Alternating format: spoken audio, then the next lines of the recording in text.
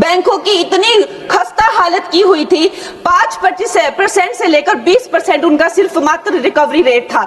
50 करोड़ से ज्यादा जनधन खाते खोले, जन जन को जो है बैंकों से कनेक्ट किया, और आज जो है बैंकों का जो है सशक्तिकरण जो है प्रधानमंत्री नरेंद्र मोदी जी ने किया है। आप जब किसी सरकारी बैंक में घुसते हैं तो ऐसा लगता है कि 80 या 90 की दशक के किसी इमारत में आ गए हैं, जहां पे दीवारें उखड़ रही होती हैं, पंखा अपनी मर्जी से चलता है और लाइनें रेल टिकट से भी ज्यादा लंबी होती हैं। इसके बाद जब आप काउंटर नंबर 1 पे पहुंचते हैं तो बताया जाता है काम यहां नहीं होगा, काउंटर नंबर 4 पर जाइए। जब काउंटर नंबर 4 पे जाते हैं तो बताया जाएगा यहां पर भी काम नहीं होगा, फर्स्ट फ्लोर पर जाइए। और जब आप थके हारे फर्स्ट फ्लोर पर पहुंचते हैं तो बताया जाता है कि लंच हो गया है, लंच के बाद 2 बजे आइएगा।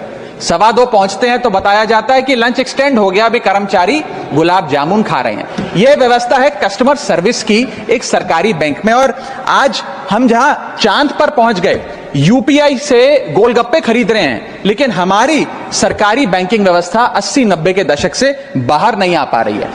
सर, बैंक ईंट या सीमेंट से बनी किसी इमारत का नाम नहीं है। बैंक सिर्फ किसी स्टील या एल्यूमिनियम से बने एटीएम का नाम नहीं है, और बैंक ना ही एक काउंटर से दूसरे काउंटर पर दौड़ रहे बैंक ग्राहकों की उस दौड़ का नाम है। बैंक नाम है विश्वास का, बैंक नाम है अधिकार का, न्याय का, समानता का। लेकिन पिछले कुछ वर्षों में यह विश्वास जो ग्राहकों का बैंकिंग व्यवस्था में था, वो कहीं ना कहीं कमजोर होता नजर आ रहा है। और उसके कुछ बुनियादी कारण, बहुत ही बेसिक कारण आज मैं सदन में आपके माध्यम से सरकार के सामने रखना चाहूंगा।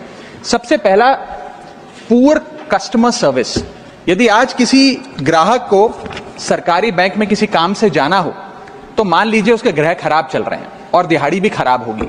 कोई नौकरी पेशा आदमी हो तो ऑफिस से छुट्टी लेनी पड़ती है, कोई स्टूडेंट हो तो प्रैक्टिकल का एग्जाम मिस करना पड़ता है, यहां तक कि साधारण सी पासबुक अपडेट कराने भी जाना हो तो वो भी एक संघर्षशील सफर में तब्दील हो जाता है। मैडम, बैंकिंग कोड और स्टैंडर्ड्स बोर्ड ऑफ इंडिया का एक सर्वे बताता है कि 45% बैंक कस्टमर्स बैंकिंग व्यवस्था से डिससैटिस्फाइड हैं, असंतुष्ट हैं। और मैं चाहूंगा आपके माध्यम से सरकार के कानों तक ये बात पहुंचे कि डिजिटल सर्विसेज का एक कस्टमर सेटिस्फैक्शन ऑडिट कराना चाहिए सरकारी बैंकों का, कि क्या हमारी सरकारी बैंकों की वेबसाइट का इंटरफेस या मोबाइल एप्लीकेशंस सरल हैं, अच्छी हैं, या कस्टमर्स उससे त्रस्त हैं।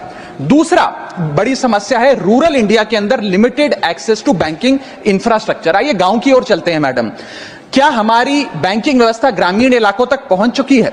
नाबार्ड की एक रिपोर्ट बताती है कि 50% of rural India is still suffering from lack of adequate access to banking. Financial inclusion index की, आरबीआई की 2020 की रिपोर्ट बताती है कि ग्रामीण भारत में हर 100 में से